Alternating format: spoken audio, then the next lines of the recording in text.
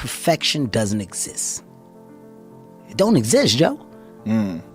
We're in a time right now where people expect perfection. You expect perfection. I don't know where this came from. I don't know what happened that this is the criteria for living. My true understanding is, all right, you got one life. And that one life, the goal for us is to live it to the best of our ability from the beginning to what's said the end. Sun don't stop for nobody, man. Sun don't fucking stop. Sun gonna be up in the morning regardless. That sun is gonna be up in the morning regardless of how I feel and how depressed I am. The sun is gonna fucking shine in the morning, and at nighttime the moon gonna be there, and you gonna look up. These days gonna keep going by. So do you let the days go by and look up, and you done wasted a year doing what? Or do you just pick it up? All right, well, gotta figure it out. Made some mistakes. Life goes on. Let me figure out life from this point. I'm a life goes on type of guy. The biggest memory for me is the one of being complacent. You know, as a child, I wasn't really a kid that embraced the world of challenge, right? I was very complacent. I was okay with being a subpar to low average student, right? I was okay with not trying. I was okay with not giving my all. And I was kind of okay with getting over, right? So the biggest memory that I have in my childhood is like when I got to that early teen years, that 12, that 13, that 14, being sneaky and thinking that you're constantly one-upping someone was that's what I was embracing at the highest level. Do your homework. I did it. Did you really do your homework? I did it. And you taking my word for it and not checking my homework. Oh, I didn't do it, but you think I did. I got over.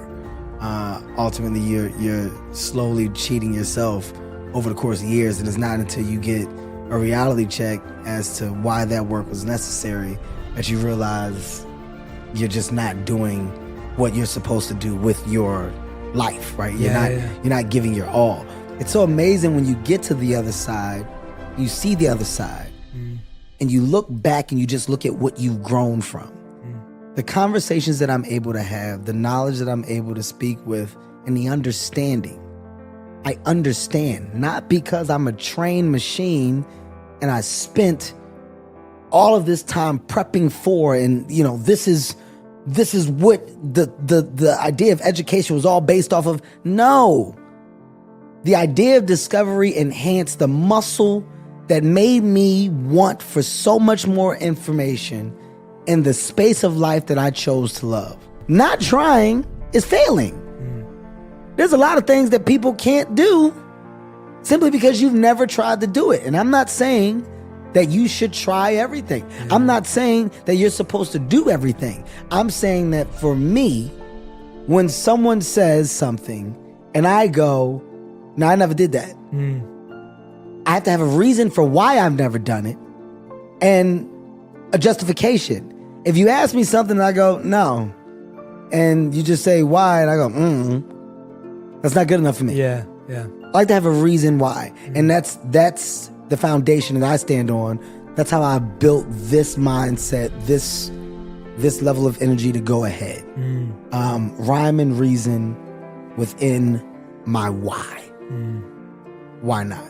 You know, when you say and use the word monsters, just for clarity so people can understand, of course we're talking about the different levels to you, right? And within the levels that I've discovered in myself, of myself, you know, you got your good versions and your bad versions. And the bad versions I refer to as monsters, but just because they're bad doesn't mean they don't have good quality. And when you're winning and you're succeeding, there's this idea that everything is right. There's this idea that perfection has now presented itself and life moving forward is going to be just an easy road. And it's not until you're in that position where you expect perfection and you think that you start to see the true problems and flaws really present themselves. And, you know, my monsters have been masked and disguised in various different ways, but I've been able to pinpoint them throughout the years. Simplest things have come from an idea. From your chair, to your table, to your wheel, to your light bulb, to your car, to your plane, to your helicopter, to the idea of a hotel, from hotels going to a place of people renting out houses and Airbnbs, to taxis, to then people driving their own cars. And these are all ideas. And the groundbreaking thought that I had in realizing all these ideas is that these ideas have the potential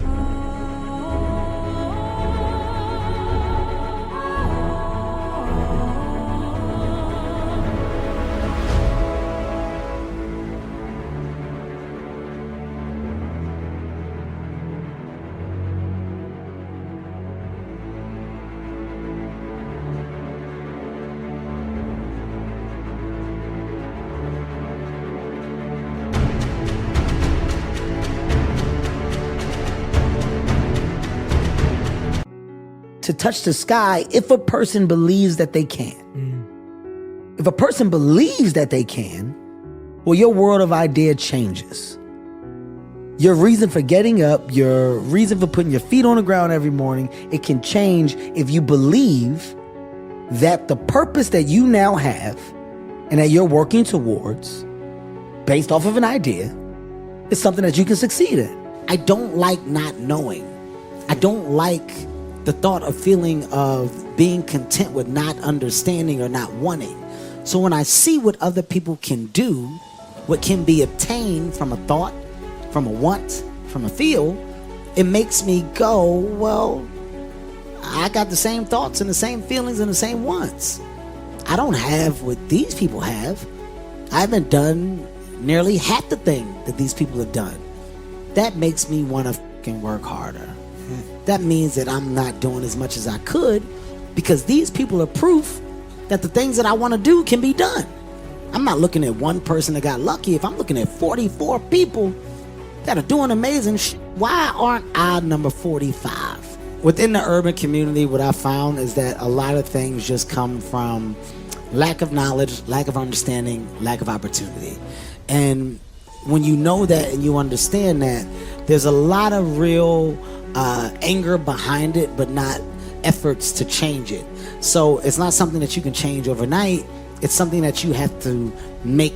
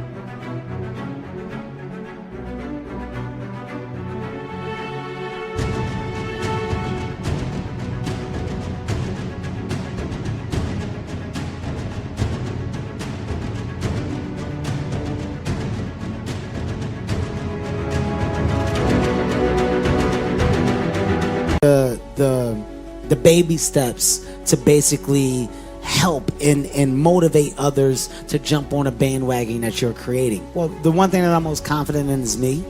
So I'm going to lose on myself. At this point, it was where I knew that I would get a positive outcome and a good return on my investment.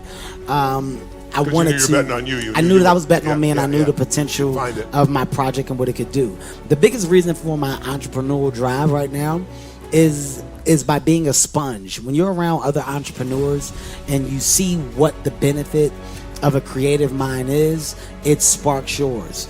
The only way to really get to my goal, if I'm trying to become a billionaire and I want to take that money and throw it back into several communities, I have to surround myself with other people that have that same mentality.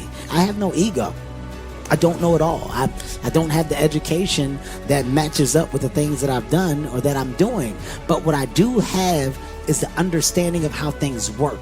And when you get the people that have a different type of understanding and you match my understanding with yours, you have something that is destined to succeed, because you're putting a creative vision and a real hindsight with the education and the structure and the systematic view, and combining those things, you now look up and you have companies. This is how companies get built. And when you have a team, a real valuable team that has a high level of energy and effort and want and will to make something work because they believe in it, the chances of you losing are very slim. How it's so hard to see the good if you're only seeing the bad. Like, there's so many people that struggle with what their version of success is because they're looking at someone else's. There's so many people that struggle with their world of relationship because they're judging theirs based off of someone else's, right? And when you're constantly in the space of not realizing or noticing your world, your reality, because you're living in what appears to be someone else's, well, your shit is never gonna be right. It's never gonna be right? Like if I'm looking at everybody's relationship with their father and I'm going, I want that. Well, I'm not embracing the world of good that came from my dad. I could have went down the road that my dad did. I could have easily been wrapped into the same world of, drugs, gangs, violence, stick-up boys, right? Like the embracing the hood at the highest level. Not that I don't, because I do. That's where I'm from. But I could have embraced it at a much higher level and followed in the footsteps of my father, because that's what he did. But I was able to realize the mistakes he made. I was able to go, well, I don't want to go down that street because I see the consequences of it. That's a choice that I made, right? Some don't make that choice. By the way, no disrespect to those that haven't. It's to each his own. You do what you want based off of who you've seen or what you want to be true to. Live your life. Ultimately, we get one. Live it for you. Live it to the best space and place that you feel you can win at. That's my motto. I'm not here to tell you right from wrong. I'm saying I identify things differently and I make decisions based off of examples that I can look at as not bad, but ones that if I didn't have, I could have made that mistake.